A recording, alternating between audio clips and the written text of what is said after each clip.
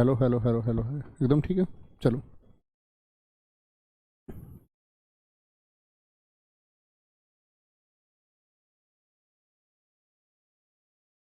जय हिंद दोस्तों, मैं नवीन शर्मा आप सभी का स्वागत करता हूं। आशा करता हूं आप सब एकदम अच्छे हैं, एकदम बेहतरीन हैं। एक बार सारे प्यारे दोस्त बताएंगे आप सब कैसे हैं। उम्मीद करूंगा एकदम बेहतरीन होंगे, एकदम शानदार होंगे। भूपेंद्र सिंह, कुंती तोमर, ब्यूटी मिश्रा, सुनीता मौर्य, आकांक्षा चौहान, संजू, शुभम जायसवाल, पीयूष, अनुपम, शशिकांत, सारे प्यारे दोस्तों का बहुत स्वागत है। और दोस्त, एप्लीकेशन पर हमारी पहली क्लास हो रही है अवतार 2.0 बैच के बच्चों की। बाकी बच्चे अवतार बैच के और विनायक बैच के बच्चे जुड़े ही हुए हैं साथ में। ठीक है, तो हम कहाँ पर चल रहे थे मित्र? हम और आप बात कर रहे थे कि भारत में अंग्रेजी राज की शुरुआत कैसे हुई। तो आके आप मुझे बता सकते हैं पिछले क्लास के टॉपिक में हम लोग क्या पढ़ रहे थे आपका? तो हम लोग पढ़ रहे थे कर्नाटक युद्ध, जिसमें पहला कर्नाटक युद्ध मैं आपको बता चुका था कि कर्नाटक युद्ध दरअसल में कर्नाटक का युद्ध नहीं है, वह अंग्रेजों और फ्रांसीसियों के बीच का टकराव है। ठीक है, तो जो हम डिस्कशन कर रहे थे उसमें हम किस किस में जान रहे थे कि अंग्रेजों का जो टकराव चल रहा है, अंग्रेजों का टकराव चल रहा है फ्रेंच लोगों से। ये बात मैंने आपको बताई थी, जिसमें हमने पहला पहला क्या पढ़ा था? आंग्ल कर्नाटक युद्ध पढ़ा था। आंग्ल कर्नाटक युद्ध पढ़ा था कि एक्सला सेपेल की संधि हुई। ठीक है, 1748 में। आज हम पढ़ने वाले हैं दूसरा कर्नाटक युद्ध। दूसरा कर्नाटक युद्ध, दरअसल में दूसरा कर्नाटक युद्ध जो है ना, ये उत्तराधिकार का युद्ध है। उत्तराधिकार का युद्ध से क्या मतलब है आप लोगों को पता होना चाहिए। राजा के बाद गद्दी पे कौन बैठेगा, उसका जो उत्तराधिकारी है वो बैठेगा। तो ये युद्ध दो जगह चल रहे थे, एक तो कर्नाटक में और एक हैदराबाद में, जहां पर लड़ाई ये चल रही थी कि भाई गद्दी पर कौन आएगा। जैसे हैदराबाद की मैं बात करूँ, अभी नोट्स मत बनाना, नोट्स सब अवेलेबल मिलेंगे आपको। जैसे हैदराबाद की बात मैं आपको बताऊं, यहाँ पर कौन कौन लोग मैंने आपको बताए थे? नासिर जंग, नासिर जंग, और एक लड़ाई चल रही थी बीच में मुजफ्फर जंग के, मुजफ्फर जंग। ये दोनों लोग कह रहे थे कि मैं बैठूंगा गद्दी पे, मैं बैठूंगा। क्यों जी, ऐसा क्यों? दरअसल में नासिर जंग और मुजफ्फर जंग, ठीक है, और हैदराबाद का जो निजाम था, निजाम बोलते हैदराबाद का किंग, हैदराबाद का जो निजाम था, निजाम का नाम था आपका, जो 1748 में मर गया। ठीक है, निजाम की मौत हो गई, यानी राजा की मौत हो गई आपका 1748 में। तो 1748 में जैसे ही मौत हुई, तो ये कौन है? ये निजाम का बेटा था और ये निजाम का पोता है। यानी बाप के मरते ही बेटा और उसका बेटा दोनों झगड़ गए कि गद्दी पे मैं बैठूंगा। एक सैनेरियो समझिए थोड़ा सा। ठीक है, क्या बात मैंने आपसे बोली? मैंने आपसे कहा था पिछली क्लास में कि हैदराबाद के लिए कौन दो लोग आपस में लड़ रहे थे? एक बार नाम बोलिए। नासिर जंग और मुजफ्फर जंग। नासिर जंग उत्तराधिकारी था या नहीं? गद्दी पे बैठने का सही अधिकारी कौन है आप बताइए, आपकी समझ क्या कहती है? एक बार बोले, आपकी समझ क्या कहती है? गद्दी पर जब पिता की मौत हुई तो बेटा आएगा कि पोता आएगा? एक बात तो ये।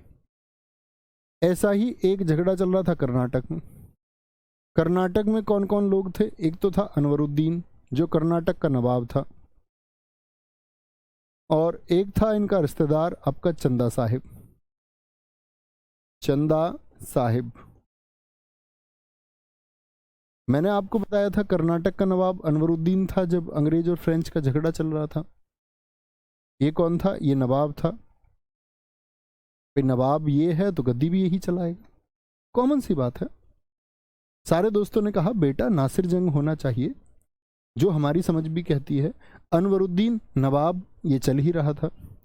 अब देखो यहां पर क्या हुआ, नासिर जंग और अनवरुद्दीन, इन दोनों का साथ तो दे रही है ईस्ट इंडिया कंपनी, नवाब कर इसके साथ में भी। तो आप एक लंबे समय तक इस बात को याद रख सकते हैं कि जो सही पक्ष था, यानी भी नासिर जंग होना चाहिए, तो नासिर जंग को समर्थन किसका मिला? ईस्ट इंडिया कंपनी का, जो अंग्रेजों की है। तो ईस्ट इंडिया कंपनी कहती तुम गद्दी पे बैठो, हम तुम्हारे साथ है, कुछ भी तुमको चाहिए, वेपन, सैनिक, कुछ भी चाहिए लड़ने के लिए हम तुमको देंगे। अब क्योंकि इन दोनों, ईस्ट इंडिया कंपनी चालाक है तो उसने सही पक्ष को चुना, उसको अपना शासन आगे का देखना था। तो अब जो फ्रेंच लोग थे उनकी मजबूरी बन गई कि भाई अब ऐसा तो नहीं है इनके साथ फ्रेंच भी मिल जाते, तो फिर ये दोनों एक दूसरे के खिलाफ कैसे होंगे। यहाँ पर फ्रेंच लोगों की एक मजबूरी हो गई कि फ्रेंच लोगों को किस पक्ष में, दूसरे पक्ष में होना पड़ेगा। इतनी बात समझ रहे हैं। तो चंदा साहिब का साथ किसने दिया? फ्रेंच, यानी कि आपका फ्रांसीसी लोग। और इधर पोते के साथ भी कौन हो गए? इधर भी फ्रेंच लोग हो गए। तो समझ गए किस तरह से इसका साथ था। तो ये हुआ युद्ध। अब इस युद्ध में क्या होगा ये हमको समझना है, देखना। पिछली बार भी मैंने आपको स्लाइड दिखाई। और सॉरी, मैं आपको एक बात बता देता हूँ, क्लास से पहले बहुत सारे बच्चों के नोट्स के क्वेश्चन रहते हैं। मैंने देखा बहुत सारे बच्चे कह रहे थे कि भाई नोट्स कैसे बनाए, हम क्लास में नहीं लिख पाते हैं या नहीं कर पाते हैं। आज की जो क्लास ख़त्म होगी दोस्त, सुनना मेरी बात को, आज की क्लास के बाद में आपको, आज की क्लास के बाद जैसे हम पढ़ रहे हैं वैसे हम पढ़ते रहेंगे। मॉडर्न हिस्ट्री के कंप्लीट नोट्स, यानी जो हम पढ़ने वाले हैं अगली क्लासेस में, उसमें ही हम फिर अपडेट करते रहेंगे। मॉडर्न हिस्ट्री के कंप्लीट नोट्स आपको आज मिल जाएंगे टोटल। अब इस बात पर ताली बजा दो। इससे दो पक्ष होंगे। एक तो जो बच्चे तैयारी कर रहे हैं, जो लोग पहले इतिहास पढ़ चुके हैं मेरे द्वारा, तो वो बस सिर्फ पीडीएफ नोट्स पढ़ लें, दोबारा क्लासेस करने की जरूरत नहीं। एक बात तो दोस्त ये हुई। दूसरी, वो सारे दोस्त जिनको पीडीएफ बनानी है, तो जब मित्र आपको टाइम मिले, ये आज वाली क्लास की जो पीडीएफ आएगी ना, उसके नीचे ही आप देखेंगे पीडीएफ 2 में ये आपको लगी मिलेगी, पूरी पीडीएफ होगी। आप आराम से जब चाहे अपने क्रम से, जब जब आपको टाइम मिले 10-10 मिनट नोट्स बनाते रहना अच्छे से, और बाकी दोस्त क्लास में लेकर के उस नोट्स को बैठना, ताकि आपको भी पता रहेगा कि हम अभी क्या पढ़ने वाले हैं। नोट्स आपके पास रहेंगे और आप मेरी बात को मेरे फोकस के साथ सुन पाएंगे कि मैं क्या समझाने का प्रयास कर रहा हूँ। तो चीज़ें नोट डाउन करने वाली समस्या खत्म हो जाएगी। इससे बेहतरीन तरीका, मैं हमेशा इसको अप्लाई करता हूँ, पिछले कुछ बैचेस से मैं करते आ रहा हूँ। इससे आपके पास मटेरियल एडवांस में होता है कि कल हम ये पढ़ने वाले हैं, आपको भी जानकारी रहती है। कोई चीज़ आप भी रिसर्च करना चाहते हैं तो आप भी रिसर्च करके बैठ जाते हैं। तो इससे क्या होता है कि हमको पता होता है कि हम पढ़ना क्या चाहते हैं। फिर जब मैं यहाँ पर चीज़ें आपको समझाऊंगा तो आपको बड़े अच्छे से समझते हुए चलते हम आगे बढ़ते रहेंगे। शानदार रहेगा ये, गजब ज़बरदस्त। ऐसा बहुत कम होता है, लेकिन हम इसको कर देते हैं आपके स्टूडेंट्स के लिए, क्योंकि इससे क्या होता है बहुत सारे बच्चे फिर क्लास नहीं देखते हैं। तो बच्चों के लिए तो फ़ायदा होता है, टीचर्स के लिए नुकसान होता है, लेकिन कोई दिक्कत नहीं है। ठीक है, ये एकदम फिट रहेगा, आपके पास में रहेगा। और जो हैंड रिटन पीडीएफ है, हैंड रिटन पीडीएफ आपको डेली क्लास के साथ मिलती ही रहेगी, है ना। जैसे जो प्रोसीजर चल रहा है वो चलता ही रहेगा। ये तो एक एडवांस मैं आपके लिए कर रहा हूँ। ओके, अब आते हैं वापस। तो दूसरा कर्नाटक युद्ध कब से कब तक लड़ा गया? पहला लड़ा गया था 1746 से 48, सब लोग जानते हैं। तो यहाँ पे मौका मिला किसको कि हैदराबाद का जो निजाम था, निजामुल मुल्क, इसकी हो गई भैया 1748 में डेथ। इसकी डेथ होते ही इसका बेटा नासिर जंग जो गद्दी पे बैठना था, जायज उम्मीदवार है, ईस्ट इंडिया कंपनी ने उसका समर्थन किया। पोता मुजफ्फर जंग, इसको सहायता मिली किसकी? फ्रांसीसियों की। ठीक है। कर्नाटक का नवाब था अनवरुद्दीन, मराठों से मुक्त होकर आया था चंदा साहिब, इसकी रिहाई हुई थी। मराठों के यहाँ ये कैद था, मराठों ने बंद कर रखा था। मराठा साम्राज्य हम पढ़ेंगे अलग से स्पेशल। चंदा साहिब जैसे ही आया, और क्योंकि अनवरुद्दीन के साथ कौन था? East India company. तो फ्रांसीसियों ने किसको सोचा कि चंदा साहिब को भाई उपद्रव करना है, दिक्कत पैदा करनी है, कैसे भी कर लो। अब दिक्कत पैदा इन्होंने कर दी, तो आप लोग समझ गए ईस्ट इंडिया कंपनी किनके साथ रही? नासिर जंग, अनवरुद्दीन, अनवर है, फ्रांसीसी मुजफ्फर जंग, और आपका चंदा साहिब। पक्ष बन गए दो। 1749 में अंबर का युद्ध हुआ। अंबर के युद्ध में क्या हो गया? अनवरुद्दीन मारा गया। अब मेरा प्रश्न आपसे यह है कि अनवरुद्दीन को सहयोग किसका था? ईस्ट इंडिया कंपनी का कि आपका फ्रांसीसियों का? आप कहेंगे भैया अनवरुद्दीन मारा गया, इसके सपोर्ट में तो थे ईस्ट इंडिया कंपनी, इसका मतलब ईस्ट इंडिया कंपनी की हुई हार। बात मानोगे या नहीं? और जीत किसकी हुई है? आप कहेंगे भैया फ्रेंच लोगों की जीत हुई, फ्रेंच लोगों की जीत हुई, फ्रेंच लोगों की एक जीत हुई कि भाई अपने जो अगेंस्ट में लोग हैं उन लोगों को उन्होंने हरा दिया। और फ्रेंच लोगों की ये जीत कहाँ पर हुई? अनवरुद्दीन कहाँ पर है? कर्नाटक में। तो कहने की बात है कर्नाटक पर कंट्रोल किसका आ गया? फटाफट से बताएंगे। कर्नाटक पर कंट्रोल किसका आ गया, अंग्रेजों का कि फ्रेंच का? तो आप कहेंगे भैया फ्रेंच लोगों की जीत हुई तो शासन नहीं का तो आएगा। अब इन फ्रेंच लोगों ने इसको जीत तो लिया, लेकिन इस कर्नाटक के अनवरुद्दीन का एक बेटा था। बस कहानी को सुनिए।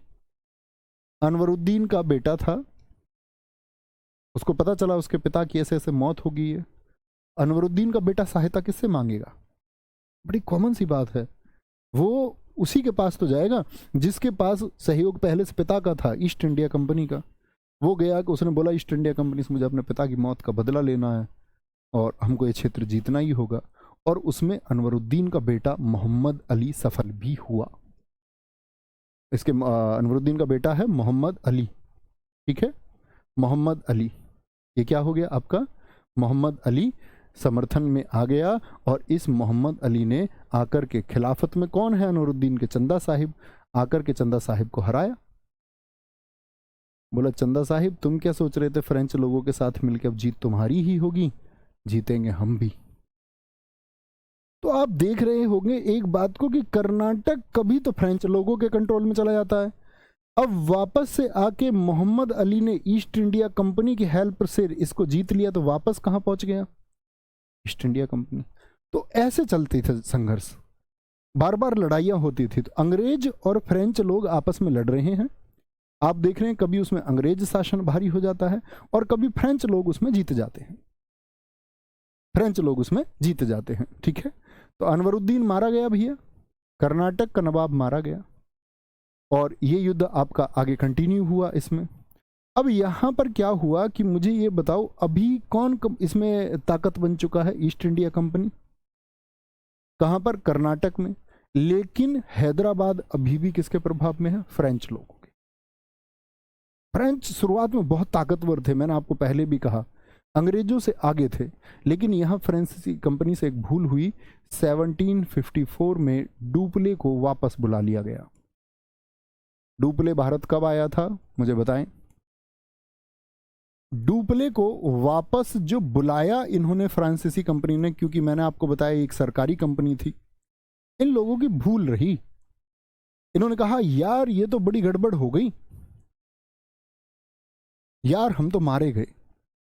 वो लोग जानते थे कि भाई डुप्ले एक अच्छा प्रशासक था, लेकिन जब डुप्ले के खिलाफ कान भरे गए सरकारी कंपनी में जाकर कि आपके पैसे को डुप्ले बहा रहा है और अंग्रेजों से बेवजह अनावश्यक युद्ध कर रहा है और सारे पैसे को खत्म कर रहा है, फंड्स खत्म होने वाले हैं जल्दी ही, तो इन्होंने क्या किया, डुप्ले को वापस बुला लिया और इसकी जगह क्या एक गवर्नर बना के भेजा, गोडेहू। फ्रांसीसी गवर्नर इसकी जगह आया था, गोडेहू। आपके नोट करने की बात नहीं है। गोडेहू ने आते ही अंग्रेजों की चापलूसी शुरू कर दी और यही गोडेहू है जो भारत में फ्रांसीसी दबाव जिसको बढ़ाने की नीयत से उसने डुप्ले को वापस भिजवा दिया, उसी दबाव को उसने डुबो दिया। यानी फ्रांसीसी कंपनी के पतन का कारण कौन है? गोडेहू। और डुप्ले एक शानदार ऑफिसर था, उसके काम शानदार थे और ब्रिटिश सरकार से भूल हुई कि 1741 से आकर के जिसने 13 साल एक बेहतरीन काम किया डुप्ले ने, उसको वापस बुला लिया गया। और इतिहासकार कहते हैं फ्रांसीसी कंपनी के पतन का कारण एक सबसे बड़ा डिसीजन ये है कि डुप्ले को उन्होंने वापस बुला लिया। समझे मेरी बात को? तो यहां पर पांडिचेरी की संधि साइन हुई 1754 में और ये संधि का मतलब होता था ट्रीटी। दोनों पक्ष बैठे, इन्होंने बोला भैया हम एक दूसरे के मामले में बिल्कुल टांग नहीं अड़ाएंगे, अंग्रेज हम अपना काम करेंगे, फ्रांसीसी तुम अपना काम करोगे। और कर्नाटक और हैदराबाद के निजाम भी वहां बैठे, नवाब भी बैठे, उन्होंने कहा भैया तुम अपना अपना काम करो, हम अपना अपना देखेंगे। कहने का मतलब है कि संधि में ये बात तय हुई कि कोई भी एक दूसरे के राजनीतिक मामलों में हस्तक्षेप नहीं करेगा और साथ में हम लोग एक व्यापारिक कंपनी की तरह काम करेंगे, सिर्फ कोई झगड़ा नहीं, नो झगड़ा, ठीक है। तो भैया बताओ जरा दूसरे में क्या हो गया? बात जो दोनों एक दूसरे से फिर से संघर्ष कर रहे थे, पहले में भी यही हुआ कि उन्होंने तो मद्रास ले लिया था अंग्रेजों ने और फ्रांसीसियों ने लुईवर्क को ले लिया था। दूसरे में भी क्या हो गई, दोनों बाहर के लोग लड़के और फिर शांत बैठ गए, बोले ठीक है अब नहीं लड़ेंगे भैया। गोलू कुमार जी बहुत सारा प्यार। फिर आता है तीसरे की बारी, 1758 हो जाता है और इसको बोलते ये वाला जो युद्ध है ना, ये सप्तवर्षीय युद्ध 1756 से 63। देखो यहाँ 58 है और यहाँ 56, इस बात को समझो। ब्रिटेन और फ्रांस दोनों खिलाफ हैं एक दूसरे के। ब्रिटिश किसके खिलाफ हैं? फ्रेंच के खिलाफ हैं कि नहीं है? दोनों कंपनियां एक दूसरे से क्या रखती हैं? दुश्मनी रखती हैं। जी हाँ, रखती हैं। तो मित्र, ये जो ब्रिटिश लोग हैं, ये दोनों की दोनों कंपनियां यूरोप में एक दूसरे से भिड़ गईं, और यूरोप में इन दोनों के बीच संघर्ष चला है 7 साल, जिसको हम 7 ईयर्स वॉर कहते हैं, सप्तवर्षीय युद्ध। मैं आपसे पूछूं सप्तवर्षीय युद्ध किस किस के बीच चला, क्या आंसर आएगा? आप कहेंगे जिस देश में ब्रिटिश और फ्रेंच लोग शासन कर रहे थे, वहां पर ये दोनों लोग कंपनियां एक दूसरे के खिलाफ आ गई। इसी को हम 7 ईयर वॉर कहते हैं, और ये पूरी दुनिया में चला। इसी 7 ईयर वॉर का इंपैक्ट आया भारत में 2 साल बाद। यूरोप में पहला चला, 2 साल बाद ये भारत में एक्टिव हो गए दोनों, 1758। फिर से इनके बीच में एक पेरिस की संधि साइन हुई। फिर से इन्होंने कहा कि भैया हम तो आपका, इस बार क्या हुआ याद रख लेना, इसमें मैं बता दूं तुमको, तो पलड़ा जो बाहरी था इसमें ईस्ट इंडिया कंपनी का। अब तक फ्रेंच लोग मजबूत थे, क्योंकि अब डुप्ले चला गया था, और अंग्रेजी सरकार इस बात को जान चुकी थी कि अब फ्रांसीसियों के पास अपना कोई लीडर नहीं है, गोडेहू एक कमजोर आदमी है। तो यहाँ पर इन्होंने फ्रांसीसियों को बहुत बुरी तरह हराया, और फ्रांसीसियों को बुरी तरह हराया तो ईस्ट इंडिया कंपनी ने अपना साइन लिए, फ्रांसीसियों को बैठा के और साइन लेकर के ये कहा कि तुम कहीं भी किसी भी मामले में टांग अड़ाते हुए नहीं दिखने चाहिए। अब सिर्फ शासन करेगी तो ईस्ट इंडिया कंपनी करेगी, और तुम ईस्ट इंडिया कंपनी की परमिशन से व्यापार करोगे। बहुत बढ़िया, बहुत अच्छा आंसर मैं आप लोगों को देख रहा हूँ। एक बच्चा पूछ रहा है दूसरा कैसे खत्म हुआ। ये बच्चे पांडिचेरी संधि हुई है ना, ये सेकंड खत्म है, सेकंड वॉर फिनिश हुआ है। एक होशियार छात्र बनिए, बुद्धू छात्र नहीं बनना है। संधि का मतलब यही होता है, ठीक है। बहुत धन्यवाद संतोष चौहान जी। तो तीसरा कर्नाटक युद्ध जरा बताएं किस संधि के द्वारा खत्म हो गया? तो तीसरा हुआ आपका दोस्त, आप कहेंगे पेरिस की संधि से। दूसरा हुआ पांडिचेरी की संधि से। मैं आपसे पूछूं पहला युद्ध जो 1746 से 48 था वो किससे खत्म हुआ? बताएंगे जी, सारे दोस्त बताएंगे। तो आप कहेंगे पहला चला जी आपका, डेटा सिर्फ इतना याद रखना है, बाकी सब कहानियां हैं। 1746 से 48 ये आपका फर्स्ट वॉर था, और ये खत्म हुआ आपका एक्सला-सेपेल संधि से। एक्सला-सेपेल संधि में क्या हुआ था? अंग्रेजों ने मद्रास ले लिया था और फ्रांसीसियों ने लुईवर्ग अमेरिका ले लिया था। सेकंड वॉर दोस्त मुझे बताइए 1749 से, जो एग्जाम में पूछा जाता, मैं आपको एग्जाम फैक्ट बता रहा हूँ।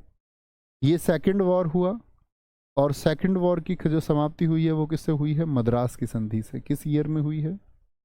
मद्रास ट्रीटी, ये 1748, ये 1754, सॉरी मद्रास बोल रहा हूँ मैं, बोल रहा हूँ पांडिचेरी की संधि से।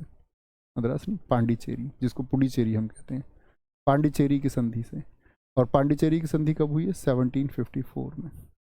थर्ड वॉर आपका, तीसरा युद्ध खत्म हुआ है आपका, जो 1758 से 1763 तक चला, ये थर्ड वॉर था। और थर्ड वॉर जो आपका खत्म हुआ है, ये खत्म हुआ है पेरिस ट्रीटी से, पेरिस की संधि से। और कब खत्म हुई है? 1763 में। ये 3 एग्जाम के लिए पॉइंट याद रखने हैं, 3 के अलावा यहाँ से कुछ नहीं पूछा जाता। कोई दिक्कत, कोई परेशानी? बात समझ गए? ये 1758 से जो 1763 है, इसको कई बार आप किताबों में देखोगे 1756 से 1763। ये क्यों लिखा रहता है ये मैं आपको एक्सप्लेन कर चुका हूँ, कि ये दरअसल में इन दोनों के बीच 7 ईयर्स वॉर चल रहा था। लेकिन भारत में अगर आप 7 ईयर्स वॉर किताबों में अगर कोई कहता है तो गलत फैक्ट होगा। भारत में कितने साल ये संघर्ष चला? पूरी दुनिया में तो ये 7 साल लड़े दोनों देश, ठीक है, लेकिन भारत में कितना युद्ध चला है? 5 साल चला है, ठीक है। कोई दिक्कत, कोई परेशानी? तीनों चीजें कभी हमेशा याद रखेंगे, कभी कोई दिक्कत तो नहीं करेंगे। आगे चले, चलो जी। अब करते हैं फ्रांसीसियों का अंत। फ्रांसीसी कमजोर हो चुके, ये बात तो आप समझ गए। मैं फिर से आपको समझा दूं, एक बार देखना। इस युद्ध में क्या हुआ था? दोनों का बराबर का समझौता हुआ था, बराबर का समझौता हुआ था। यहां पर क्या हुआ था? ईस्ट इंडिया कंपनी क्या हुई? प्रभावी हुई थोड़ी सी, क्योंकि जो बेटा आया मोहम्मद अली, उसने ईस्ट इंडिया कंपनी के साथ मिलकर कर्नाटक को जीत लिया।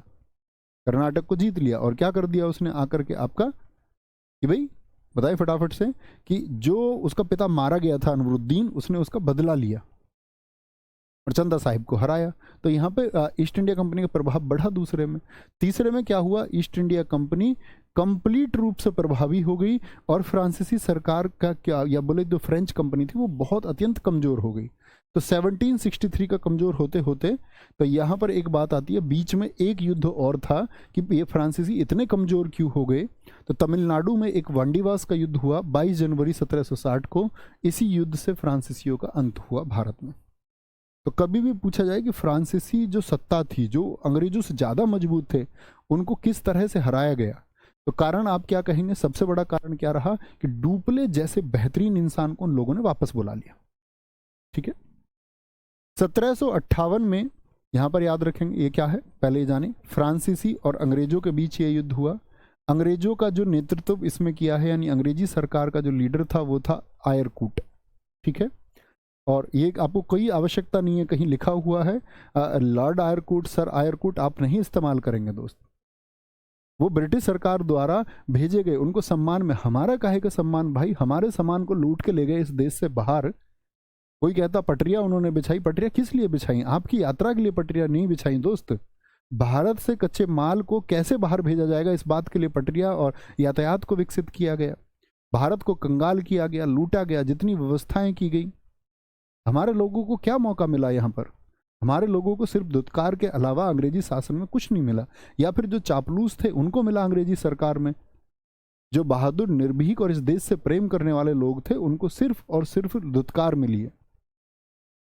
तो हमारा लॉर्ड नहीं है कोई, निजी रूप से कोई आप में से लॉर्ड उनको मानता हो, लॉर्ड भगवान मानता हो, तो आप माने बेशक, लेकिन हम कहेंगे कि वो उनके द्वारा दी गई एक उपाधियां हैं जिसको भारत सरकार कॉमनवेल्थ का सदस्य होने के नाते मानता है, लेकिन आपके ऊपर कोई इस बात को थोप नहीं सकता कि आप उसको माने।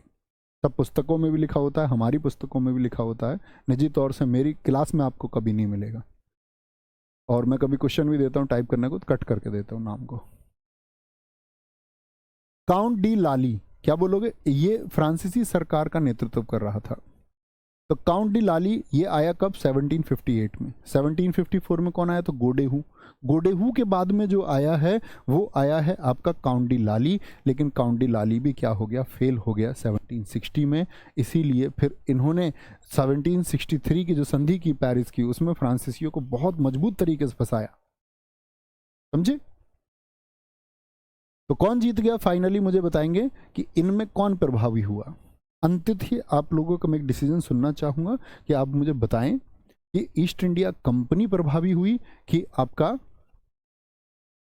फ्रेंचीसी कंपनी, या फ्रेंच लोग हैं,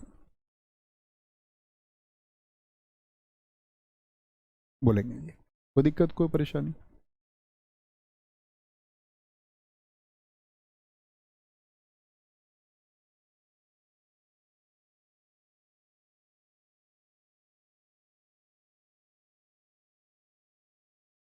बहुत बढ़िया।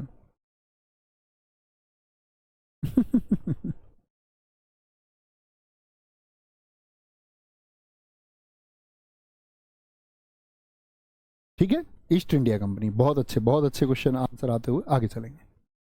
आंगल मैसूर युद्ध, तो अब तक अंग्रेजों ने कहां पर जाकर के अपने पैर अड़ाए, आप कहेंगे भैया कर्नाटक में, कर्नाटक में जाकर के इन्होंने अपने पैर अड़ाए।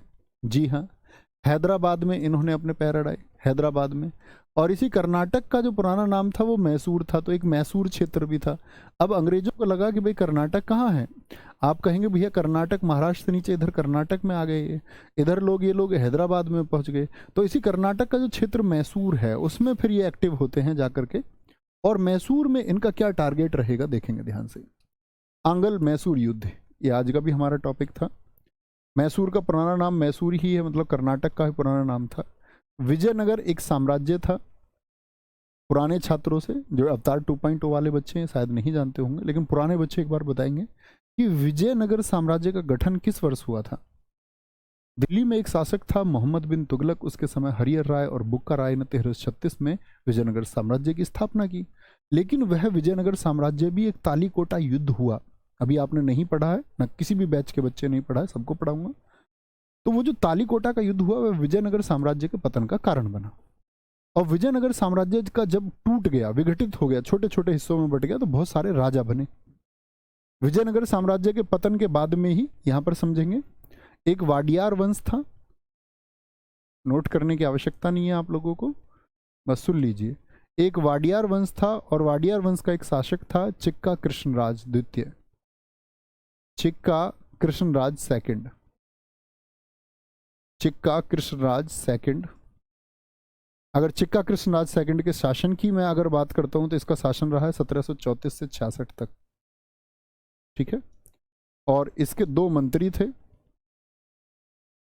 दो मंत्री थे इसके, आपके अगर मैं बात करूं, देवराज और नन्नराज। छोटी सी बात सुन लीजिए।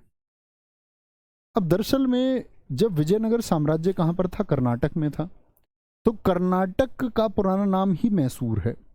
एक राजा शासन कर रहा था यहां पर, वाडियार वंश का शासक था चिक्का कृष्णराज 1734 से 66। उसके दो मंत्री थे नन्नराज और वत्सराज, बड़े अच्छे मंत्री थे और इतना प्रभाव था शासन में कि ये चिक्का कृष्णराज द्वितीय तो न्यूट्रल ही रहता था, एकदम न्यूट्रल। और ये जो दो व्यक्ति हैं देवराज और नन्नराज, ये शासन चला रहे थे। अब जब ये लोग शासन चला रहे थे, बहुत सारे दोस्तों के मैंने उत्तर देखे कि तालीकोटा का युद्ध 1565 में हुआ और बहुत सारे लोगों ने लिखा विजयनगर साम्राज्य की स्थापना 1336 में हुई थी। गजब, दिल खुश होता है आप सब लोगों के उत्तर देख के। दिखाया करो जो बच्चा उत्तर देता है ठीक उसका नाम। लेकिन ज्यादा कमेंट्स नहीं करने, कभी कभार। विजयनगर साम्राज्य का पतन 1761 में हैदर अली ने क्या किया कि नन्नराज और देवराज की जो शक्ति बढ़ रही थी, देवराज और नन्नराज को पराजित करके हैदर अली, जो चिक्का कृष्णराज द्वितीय की सेना में एक घुड़सवार के रूप में भर्ती हुआ था, उसने अपनी पावर बढ़ाई कर्नाटक में। और पावर बढ़ाई तो चिक्का कृष्णराज के जो सबसे ताकतवर मंत्री थे, जिनके ऊपर पूरा एडमिनिस्ट्रेशन डिपेंड करता था, उसको उन्होंने क्या कर दिया, इनको इसने हरा दिया और खुद पावरफुल एक लीडर बन के उभरा। और 1761 में हैदर अली ने घोषणा की और मैसूर का सुल्तान बन गया। चिक्का कृष्णराज द्वितीय अभी मौजूद था, लेकिन आप समझ सकते हैं चिक्का कृष्णराज द्वितीय तो न्यूट्रल है, उसके खुद के अंदर पावर नहीं कोई, क्योंकि वो तो पहले से ही आप देख सकते हैं कि उसका शासन तो कोई और लोग चला रहे थे। तो उसने सोची भैया क्या फर्क पड़ता है, नन्नराज वत्सराज चलाओ या हैदर अली चलाओ, अब उनको बैठ के रहना है। तो वो बैठ के रहता था आराम से। 1776 में जब उसकी 1766 तक ये आपका शासक रहा, बाद में मौत के बाद में इसने बोला कि स्वयं को राजा घोषित कर दिया। इसने बोला आई एम द किंग। ये बाद की बात है, हालांकि पहले समझेंगे कैसे कैसे। अब अंग्रेजों की नजर इधर भी थी। इन्होंने देखा कि वाडियार वंश का खत्म हो चुका, अन्य कोई आदमी गद्दी को हथिया रहा है, तो अंग्रेजों ने सोचा भैया फिर कोई और तो हम क्यों नहीं, ठीक है। उसने सोचा है कौन इधर, मैं नहीं तो कौन बे। ऐसे ईस्ट इंडिया कंपनी एक्टिव हो जाती है, उसकी नजर रहती थी कि भैया कहाँ पर विवाद चल रहा है। और इसी विवाद में हैदर अली और वेरेलस्ट मतलब ये ईस्ट इंडिया कंपनी की तरफ से था, ईस्ट इंडिया कंपनी की तरफ से था, तो अंग्रेज इससे लड़ गए। अब समझना, अंग्रेजों के इससे लड़ने के अन्य और भी कारण थे। एक तो जैसे ही हैदर अली गद्दी पे दोस्त आया ना, उसने फ्रांसीसियों का समर्थन लिया। उसने अपनी सेना में फ्रेंच टेक्निक से, जो मॉडर्न टेक्निक थी उनकी, फ्रेंच लोगों से उसकी उठ बैठ हुई, फ्रांसीसी गवर्नर से उसकी मुलाकात हुई। तो अंग्रेज सरकार तो घबरा गई एकदम से, बोले अब तो फ्रांसीसियों को जैसे तैसे तो दफन किया था है 1763 में ही। अब ये आके फ्रांसीसियों से अपनी 1761 में जैसे ही सुल्तान बना, तो 1763 में तो इन्होंने फ्रांसीसियों को हरा दिया था, भैया अभी आपने पढ़ा। लेकिन इन्होंने देखा कि जैसे जैसे इस हैदर अली की मुलाकातें फ्रांसीसियों के साथ में बढ़ रही हैं, इन्होंने सोचा कि अभी सही मौका है, इसको दबोचना चाहिए। लेकिन अंग्रेजों की भूल थी। हैदर अली एक मजबूत व्यक्ति था और हैदर अली और वेरेलस्ट के बीच में ये युद्ध हुआ। और इस युद्ध में याद रख लेना, अंग्रेज ऐसे ही नहीं लड़े कि बेवजह ऐसे जाके बोले कोई तमंचा लेके चला गया, बोले इधर आ बाहर, नहीं। अंग्रेजों ने पूरी कूटनीति का साथ लिया। हैदराबाद का जो निजाम था, निजाम को अपने साथ में किया। महाराष्ट्र में मराठे थे, मराठों को अपने साथ में किया और बोले भैया इसको हराते हैं और हम शासन करते हैं। लेकिन हैदर अली चूंकि चालाक है, तो उसने निजाम को तो कह दिया कि अपने साथ आने का एक न्योता अपने दूत को भेज के मैसेज भिजवा के उसने एक ऐसा कहते इतना अच्छा लेटर लिखाया कि निज़ाम उसको पढ़ के ही ये मन बना लिया उसने कि भाई नहीं नहीं हम हैदर अली के खिलाफ नहीं जाएंगे। अब दूसरी बात आती है कि मराठों की अगर बात करें, मराठों को हैदर अली ने पैसे देने की बात कर दी। इसने बोला कि भाई मैं कंपनसेशन दूंगा तुमको लगातार जब तक मैं शासन करूंगा, क्योंकि वो उनके 2 टैक्स थे, मैं आपको पढ़ाऊंगा, सरदेशमुखी और चौथ। उसने बोला उससे अतिरिक्त पैसे दूंगा, आप मेरी रक्षा करें और भी धनराशि जो टैक्स है जो आपको जाता है मराठा सरकार वो मैं दूंगा। उन्होंने बोला ठीक है कोई दिक्कत नहीं। तो निजाम ने भी साथ नहीं दिया अंग्रेजों का और मराठों ने भी। ये किसकी इंटेलिजेंस की वजह से हुआ? हैदर अली की इंटेलिजेंस की वजह से हुआ। तो भैया अंग्रेजों का क्या होगा? अरे बाबा अंग्रेज इस लड़ाई को हार गए। तो मुझे बताइए पहले आंग्ल मैसूर युद्ध में कौन जीता? हैदर अली जीता। कौन जीता? हैदर अली जीता। अंग्रेजों को बिठाया उसने, बोला भाई क्या कहते हो? अब अंग्रेज तो बेचारे सख्ती थे, अभी तो हराया था फ्रांसीसियों को। अब कोई एक ऐसा व्यक्ति जीत गया जो फ्रांसीसी समर्थन का व्यक्ति था, जो फ्रेंच को सपोर्ट करता था। तो अंग्रेजों की तो सिट्टी पिट्टी गुम हो गई। बोले अब करे तो क्या करें? एकदम से हाथ जोड़ के आगे टीपू सुल्तान के सामने, बाबूजी जैसे आप कहें वैसे कर लेंगे। उसने कहा दिखना मत इधर आज के बाद। ठीक है जी, नहीं दिखेंगे। आगे कभी हैदर अली की लड़ाई होगी तो सेना लेके खड़े रहोगे, मेरा सपोर्ट करोगे? बोले जी करेंगे, नहीं किया तो बहुत पिटाई करूंगा। जी ठीक है, मान गए। आंगल मैसूर युद्ध, ये बात समझ रहे? पहला युद्ध हुआ, हैदर अली जीत गया। मराठे और निजाम का क्या रोल था मैंने आपको बता दिया। मराठे और निजाम इस युद्ध में क्या हो गए थे? निष्क्रिय हो गए थे, निष्क्रिय। ठीक है, निष्क्रिय हो गए। पहले तो वो मन बना रहे थे ईस्ट इंडिया कंपनी का साथ देने का, लेकिन जब उनके अपने हित पूरे हो गए तो अलग हो गए। मद्रास की संधि हुई 1769 में। यहाँ पर अंग्रेजों ने वादा किया, क्या बोलेंगे? अंग्रेजों ने एक वादा किया कि भविष्य में कभी भी युद्ध होगा, अंग्रेजों ने साथ देने का वादा किया। ट्रीटी बताएंगे किस वर्ष में हुई है? बस आपकी इंपोर्टेंट चीजें ट्रीटी है, एग्जाम के लिए ट्रीटी है। एग्जाम में ये कुछ नहीं आने वाला जो मैं आपसे बोल रहा हूं। ट्रीटी को कभी भूलना मत, इंपोर्टेंट चुना करो उसको, बहुत इंपोर्टेंट। मद्रास की संधि पूछेगा, पहले आंग्ल मैसूर युद्ध का अंत किस संधि से हुआ? प्रश्न ये पूछा जाएगा। अब 1771 में क्या हुआ कि मराठों ने मैसूर पर आक्रमण कर दिया। क्यों भैया? मराठों से तो इसने पैसे देने का प्रॉमिस कर दिया था। तो हैदर अली ने 1.5 वर्ष तक तो पैसा दिया उनको, और फिर हैदर अली ने जो किस्त उनको जाती थी वो किस्त रोक दी, वो पैसा रोक दिया जाना इंस्टॉलमेंट वाला। अब पैसा रोक दिया तो मराठों ने बोला इसको मैसूर को ले लो अपने कब्जे में। झूठ बोलता है, पहले तो कह रहा था पैसे दूंगा हमेशा जब तक गद्दी पर रहूंगा। समझे? तो अंग्रेजों ने हैदर अली का साथ नहीं दिया, अंग्रेजों ने प्रॉमिस किया था नहीं। अब अंग्रेजों ने सोची यार मराठे तो लड़ रहे हैं इनसे, यही तो मौका है, प्रॉमिस जाओ। कौन प्रॉमिस निभा रहा है? उन्होंने कहा हमारे लिए मौका मिला है, इसको पिटने दो हैदर अली को। तो इन्होंने हैदर अली का साथ नहीं दिया। 1773 में अंग्रेजों ने माहे, जो फ्रांसीसियों के अधीन था, को अपने कब्जे में ले लिया। अब क्योंकि फ्रांसीसी किसके साथ हैं? हैदर अली के साथ में, इसीलिए कि भैया अच्छा हैदर अली का सपोर्ट करते हो। अब भैया कितना गुस्सा आया होगा, सोचो हैदर अली को। यहाँ पर एक त्रिगुट संधि हुई जिसमें बेचारे हैदर अली को इन लोगों ने फंसा लिया, क्योंकि हैदर अली तो जीता हुआ था पहले। लेकिन यहाँ पर देखो क्या हुआ, ना तो उन्होंने साथ दिया ये, प्लस में जो सपोर्ट सिस्टम थे मराठे वो और खिलाफ हो गए। अब तो अंग्रेजों को मौका मिल गया। लेकिन 1780 में हैदर अली ने एकदम घुटने नहीं टेके, संघर्ष चला है। 1780 में हैदर ने कर्नाटक की राजधानी थी अरकाट, कर्नाटक पर अधिकार कर लिया। और ये अंग्रेज जो गवर्नर था बैली, इस बैली ने यहाँ हैदर अली को हराया था कई बार, लेकिन अब की बार हैदर अली ने बैली को हराया। छिटपुट छोटी मोटी लड़ाइयाँ चलती रही। ये ऐसे नहीं था कि 4 साल लगातार लड़े हैं, या कभी 2 साल को युद्ध लिखा हुआ है तो 2 साल लगातार लड़े। ये छिटपुट होती थी, कभी 2 महीने बाद, कभी 4 महीने बाद, इस तरह से। सर स्कोर कैसे अच्छा हो? बेटा कभी अच्छा स्कोर नहीं हो पाएगा आपका इस तरह से, क्योंकि मैं पढ़ा रहा हूँ और आप सुन नहीं रहे हैं और आपके दिमाग में चल रहा अच्छा स्कोर कैसे हो। इसका मतलब आप अच्छे छात्र नहीं हैं, और बिना अच्छे छात्र हुए अच्छा स्कोर नहीं हो सकता। अच्छे से पढ़ोगे तब अच्छे से स्कोर होगा। बहुत बढ़िया। विक्की यादव जी, सर्कल आपका 25 मिनट का वीडियो देख के मुझे रोना आ गया। नहीं, रोने की क्या बात है यार, वो आपके जीवन के लिए बोला गया है, तुम रोने की क्या बात है? रोना नहीं है, हिम्मती बनना है। दुनिया में आप लोग फाइटर बनेंगे तब आगे चल पाएंगे।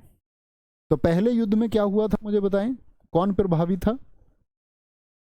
पहले युद्ध में बताएंगे कौन प्रभावी था? आप कहेंगे पहले युद्ध में जी आपका हैदर अली प्रभावी था। संधि पूछूंगा मैं आपसे सारी एक साथ।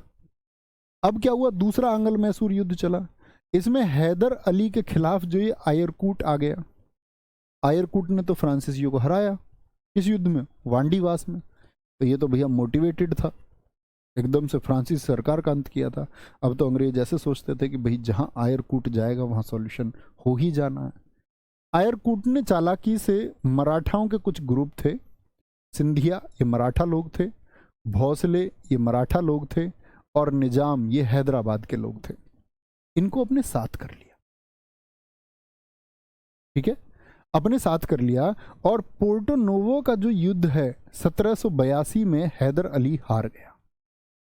यानी आयरकूट ने बाकी लोगों के साथ मिलकर हैदर अली को कमजोर किया और हैदर अली को यहां पर हरा दिया 1782 में। यहां पर दो युद्ध हुए हैं, एक पोलीलूर का लड़ाई भी बोला जाता है, ये इतिहास में बहुत कम लिखा रहता है, पोलीलूर वॉर। पोलीलूर वॉर कब हुआ है आपका? 1781 में हुआ। और पोर्टो नोवो भी 1781-82 में ही लड़ा गया और हैदर अली को हरा दिया गया। जो हैदर अली एक मजबूत स्थिति में था उसको आयरकूट के द्वारा कमजोर कर दिया गया। 1782 में हैदर अली युद्ध भूमि में मारा गया और इसके युद्ध भूमि में मारे जाने के बाद में हैदर के बेटे टीपू सुल्तान ने चार्ज लिया। चार्ज का मतलब कमान संभाली कि मेरे पिताजी का जो वॉर चल रहा था उसको मैं आगे बढ़ाऊंगा, मैं आगे बढ़ाऊंगा। ठीक है भाई साहब, देखो मैं ऐसे हाथ जोड़ रहा हूं आपके सामने, हाथ क्यों जोड़ रहा हूं वो सुन लो। बेटा आप राइट ट्रैक पे नहीं हो। चैट रेट दिखाएं। क्लास देखने वाले बच्चों की संख्या है 16,870 और अभी जो कमेंट कर रहे हैं बच्चे इनकी संख्या है लगभग 2200। तो 16,000 में से 2200 बच्चे इस टाइम करंट एक्टिव हैं। बेटा जब 14,000 बच्चे आपके बैक एंड पे चुप बैठ के पढ़ रहे हैं, आप क्यों नहीं पढ़ रहे हो? कोई लिख रहा है कि मेरा स्कोर कैसे बढ़ेगा, कोई लिख रहा मेडिकल में प्रॉब्लम है। बेटा मेडिकल तक तो तब जाओगे ना, आप सोचो। मैं हमेशा हर छात्र को ये कहता हूँ कि जिस दिन आपके आंसू गिरेंगे असफलता के, कोई सुन पाएगा कि आपकी बात को? आप एक्सप्लेन कर पाओगे अपनी असफलता को? नहीं कर पाओगे। आप मेहनत करोगे और थोड़े से भी चूक जाओगे ना, कोई नहीं समझेगा आप थोड़े से चूके हैं। तो दिन वो मत लेके आना अपनी जिंदगी में कि जिस दिन तुमको मायूस होना पड़े और असफलता के आंसू बहाने पड़े। ऊर्जावान बनिए और इस मस्तिष्क पर आपका नियंत्रण होना चाहिए। कमेंट नहीं करूंगा तो नहीं करूंगा, बैठ के पढ़ूंगा तो पढ़ूंगा, सिलेक्शन लेके दिखाऊंगा तो दिखाऊंगा। कोई सोच रहा है सिलेक्शन आपका नहीं होगा, आरडब्ल्यू टीम कराएगी, फॉलो कीजिए बस। और मैं देखता हूं ना बच्चों को इतने भटके हुए, तुम सिलेक्शन की तरफ खुद को लेना चाहते हो, बात कर रहे हो दिमाग में मेडिकल की और सिलेबस पढ़ना चाहते हो। मित्र अपना नुकसान करोगे सिर्फ, और कुछ नहीं। सॉरी मैं आज के बाद नहीं बताऊंगा। और मुझे उस बच्चे का दिखाया करो जो रिलेटेड कमेंट करता है, ये मत दिखाया करो मेडिकल। इसके लिए हमारी कॉलिंग टीम है, प्लीज उनसे बात किया करो, वो आपकी हेल्प के लिए हैं। तो क्या बोलोगे जी, बोलो फटाफट से। हैदर अली के बाद में कौन आ गया? और आपको यही है कि आपको असफलता के आंसू पसंद हैं, तो एक दिन वो तुमको मिलेंगे और एक के हिस्से में आएंगे खुशी के आंसू। जो खुशी के आंसू डिजर्व करता है उसको खुशी के आंसू मिलेंगे, और जो असफलता डिजर्व करता है उसको असफलता मिलेगी। आपके हाथ में है, आप खुद को कहां पहुंचाएंगे। ओके, तो यहां पर हैदर अली का बेटा टीपू सुल्तान, तो टीपू सुल्तान बहुत अच्छा लड़ा, नो डाउट टीपू सुल्तान ने अच्छा संघर्ष किया। और टीपू सुल्तान जब अच्छा लड़ रहा है तो अंग्रेज सरकार भी, यानी अंग्रेजी कंपनी ने भी देखा इतना बेहतरीन योद्धा तो मतलब पिता भी नहीं है, उतना कूटनीतिक पिता भी नहीं है, तो इसने अच्छा चलाया युद्ध को। और 1784 में मंगलौर की संधि हुई। अंग्रेजों की तरफ से कौन था? हेस्टिंग्स। हेस्टिंग्स सभी ने एक दूसरे को सारे क्षेत्र वापसी कर दिए। क्योंकि अब ना तो अंग्रेज इस युद्ध को चलाने की हालत में थे और ना आपका हैदर अली के बाद में उसका बेटा आया शासन, मतलब कमांड संभाली टीपू सुल्तान ने। नो, वो इस स्थिति में था कि युद्ध को आगे चलाया जा सके। तो उन दोनों ने क्या कर लिया, अपनी सहमति से स्टॉप कर लिया। और 1784 में मंगलौर की ट्रीटी साइन हुई, बहुत इंपॉर्टेंट है। पहले युद्ध में बताएंगे कौन सी ट्रीटी साइन हुई है। तीसरा आंग्ल मैसूर युद्ध हुआ 1790 से 92, 3 स्टेप में लड़ा हुआ, 3 साल का युद्ध है ये। इसमें जो चार्ज था अंग्रेजों की तरफ से कार्नवालिस का है, जो स्थायी बंदोबस्त का पिताजी है। जानते हो कार्नवालिस को, यस और नो? ये ईस्ट इंडिया कंपनी की तरफ से था। यहां पर क्या हो गया, टीपू सुल्तान पराजित हुआ और श्रीरंगपट्टनम की एक संधि साइन कराई इन लोगों ने, ठीक है, 1792। बहुत इंपॉर्टेंट है। अब की बार बेचारे को इन लोगों ने फंसा लिया और 50% ईस्ट इंडिया कंपनी को अपना क्षेत्र दिया। क्या दिया? एरिया कितना देना पड़ा टीपू सुल्तान को अपने क्षेत्रफल का? 50%, क्योंकि ईस्ट इंडिया कंपनी ने इस बार बहुत जबरन तरीके से इसको हराया और इससे साइन कराया। साइन कराने के साथ में इससे सिर्फ एरिया नहीं लिया, साथ में 3 करोड़ रुपए भी लिए। 3 करोड़ रुपए। 3 करोड़ रुपए में से आधे तो इसको तुरंत देने थे बेचारे को, मतलब आधे से मतलब 1.5 करोड़ तो इसको तुरंत देने थे और बाकी के 1.5 करोड़ इंस्टॉलमेंट में देने थे। और 1.5 करोड़ इंस्टॉलमेंट में इतने देगा, इतने इसके 2 बेटे बंदी रहेंगे अंग्रेजों के पास में। अंग्रेज इसके 2 बेटों को भी ले गए, 2 बेटों को बंदी भी बना के रखा।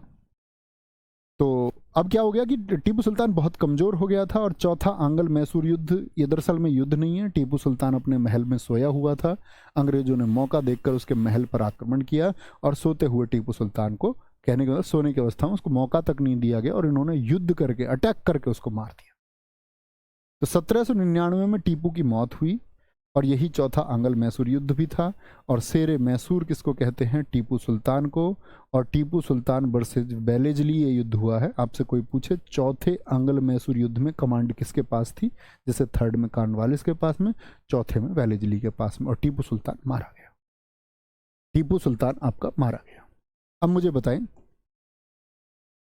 पहला आंग्ल मैसूर युद्ध कब हुआ, दूसरा आंग्ल मैसूर युद्ध कब हुआ, तीसरा कब हुआ और चौथा कब हुआ? तो पहला हुआ 1767 से 69, आप लोग बताएंगे ट्रीटी मुझे कौन सी हुई। दूसरा हुआ 1780 से 84, ये काम की बात है, याद रखने की बात ये है। तीसरा हुआ 1790 से 92 और चौथा हुआ आपका 1799। 1799, ठीक है, बोलेंगे एक बार, कोई दिक्कत? तो क्या बोलेंगे आपका यहां पर एक बात देखनी है, 1700, अरे हेस्टिंग्स नहीं जी, मैक्वार्टिक्स था, उसका पूरा नाम ही मैक्वार्टिक्स हेस्टिंग्स है। 1799, 1700 यहां पर कौन सी हुई आपका? मद्रास की संधि। अगर मैं लिखूं तो मान ले, बोलेंगे जी। तो पहले कौन सी हुई? मद्रास की संधि हुई है। यहां पर हुई है मंगलौर की संधि। सबसे ज्यादा इंपॉर्टेंट है ये 1784 और 1792। तीसरी हुई है आपकी, इस वॉर कब खत्म हुआ? श्रीरंगपट्टनम की संधि से। और यहाँ तो चौथे में तो कोई संधि का मतलब ही नहीं बनता। यहाँ पर तो टीपू की क्या हो गई? मौत हो गई। टीपू किस पक्ष का आदमी था? ईस्ट इंडिया कंपनी की फ्रेंच कंपनी? बताएंगे। ये दोनों बहुत इंपॉर्टेंट हैं। मुझे आज भी याद है, मैंने 2015 में जब CHSL का एग्जाम दिया तो मेरे में श्रीरंगपट्टनम की संधि प्रश्न आया था, तब। आज तक भी रिलेवेंट है, बहुत पूछा जाता है। ठीक है, हुई कब है ये? 1769 में, मंगलौर की 1784 में, श्रीरंगपट्टनम 1792 और टीपू की मौत हुई 1799। यही चौथा वॉर है, ठीक है। और टीपू को खत्म कर दिया गया, यानी अंग्रेजों का यहाँ भी प्रसार हुआ। और अंग्रेज पहले कर्नाटक, फिर हैदराबाद, और फिर क्या बोलोगे आप भैया, किसको जीतने में सफल हुए? तो आप कहेंगे कि ये सफल भी हुए हैं आपका किसको जीतने में? अब टीपू सुल्तान की बात कर लेते हैं और कल हम पढ़ेंगे आपका मराठा साम्राज्य को, ठीक है, कि मराठा साम्राज्य, क्योंकि वहां पर आंग्ल मराठा संधि हुआ है। मराठा साम्राज्य थोड़ा बड़ा टॉपिक रहेगा और हमारे लिए गौरव का विषय भी है वो टॉपिक अपने आप में, कि आप छत्रपति शिवाजी महाराज जी के बारे में पढ़ेंगे, जानेंगे। बहुत ठीक, बहुत सारे दोस्तों ने उत्तर दिया कि वह फ्रेंच प्रभाव का व्यक्ति था। इतना ही फोकस तुम्हारा चाहिए दोस्त। टीपू सुल्तान का जन्म हुआ था 1750 में जैकोबिन क्लब की सदस्यता ग्रहण की। देखो जैकोबिन क्लब क्या है? जैकोबिन क्लब से मतलब था कि फ्रांस में जब क्रांति हुई, अभी आप अगर आप कभी पढ़ेंगे आप फ्रेंच रिवॉल्यूशन के बारे में, तो फ्रांस में जब क्रांति हुई तो समतावाद में क्लब स्थापित किया कि जो लोग इस शांति की व्यवस्था को चाहते हैं या फ्रांस के समर्थन के जो लोग हैं वो जैकोबिन क्लब की सदस्यता लें। ये दरअसल में फ्रेंच ही एक क्लब था, फ्रांसीसियों का ही एक क्लब था, और इस क्लब की सदस्यता किसने ले ली? टीपू सुल्तान ने ले ली। ठीक है, इसका मतलब आप लोग कहेंगे कि टीपू सुल्तान और इसके पिता जो हैदर अली थे, ये फ्रेंच लोगों का इनको समर्थन था। इसी बात से तो अंग्रेज इनके खिलाफ हुए थे। ठीक है, स्वतंत्रता का वृक्ष लगवाया इसने। उन्होंने बोला कि भाई हम ये दरअसल में अंग्रेजों के विरोध का प्रतीक था। इसने कहा कि भाई जैसे अंग्रेज राज्यों को मिलाते जा रहे हैं तो हम अंग्रेजी राज के मतलब जो व्यवस्था है उसके खिलाफ है। इस तरह से वो जो अधिग्रहण कर रहे हैं, व्यापार करने वो भी आए या व्यापार करने अन्य कंपनियां भी आई, तो ये अन्य कंपनियों की तरह व्यापार क्यों नहीं करते हैं? दुनिया का पहला मिसाइल मैन, आप कहेंगे भैया सबसे पहले मिसाइल मैन इनको क्यों कह रहे हैं? क्योंकि सबसे पहले रॉकेटरी जो है, मतलब प्रक्षेपास्त्र, एक जगह से दूसरी जगह बारूद को फेंका जा सके, ये सेना ने कमाल किया टीपू सुल्तान ने। तो आप कहेंगे जी अंग्रेजों को क्यों नहीं हराया? तो अंग्रेज दोस्त कूटनीति से चलने वाले व्यक्ति थे, कूटनीति से चलने वाले व्यक्ति थे। और आपने देखा इसको किस तरह से हराया गया है, उन्होंने सोते हुए को मार दिया इसको। वो अंतिम चरण में जब 1792 में श्रीरंगपट्टनम की संधि हुई तो उसके बाद में उसने गोला बारूद आदि सबको विकसित किया है, और वो उसी तैयारियों में लगा रहा कि मैं अंग्रेजी सरकार को एक दिन हराऊंगा। ठीक है, आधुनिक नेवी का जनक इसी को कहते हैं। और शेर मैसूर, क्या बोलोगे? शेर मैसूर तो इसको कहा ही जाता है, शेर मैसूर बोलेंगे, कोई दिक्कत? गुरुजी इसके पास एक शेर भी था। हाँ, ये सब कहानियां हैं, मतलब हकीकत में भी उसका शेर है। तुमने भी सुना होगा टीपू की तलवार है, ब्रिटिश संग्रहालय में उसकी बोलियां लगाई गई। उसको खरीदा था विजय माल्या ने, बोले कि हमारा देश का गौरव है, और लेके आए। सुदर्शन मुदाह जी बहुत अच्छा। अब आप लोग अपना कमेंट लिख सकते हैं, किसी का कुछ है तो, डाउट किसी का कुछ है?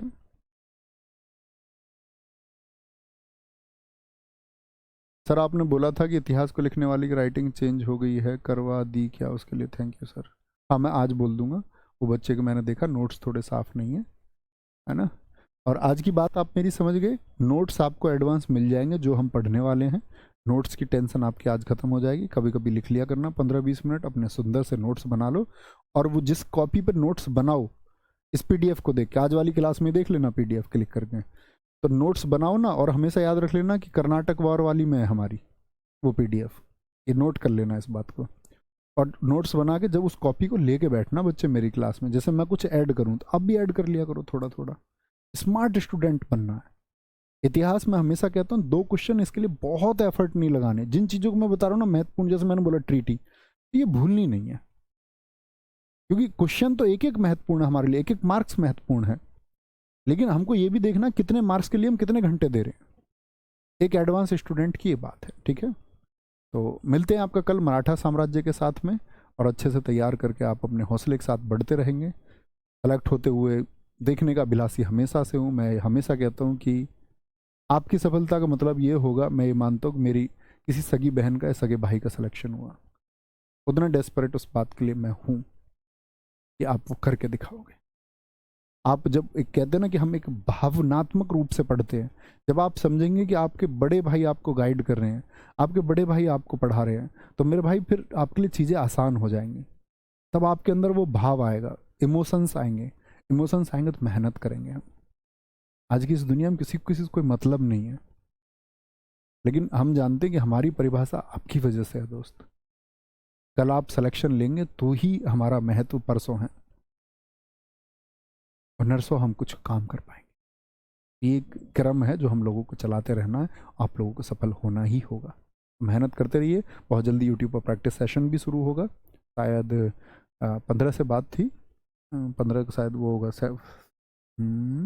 15 शायद फ्राइडे होगा ना, तब आपका शायद 20 मतलब 18-20 से शुरू हो ही जाएंगे। ख्याल रखिए अपना। जय हिंद, जय भारत, नमस्ते। मिलते हैं कल। Thank you.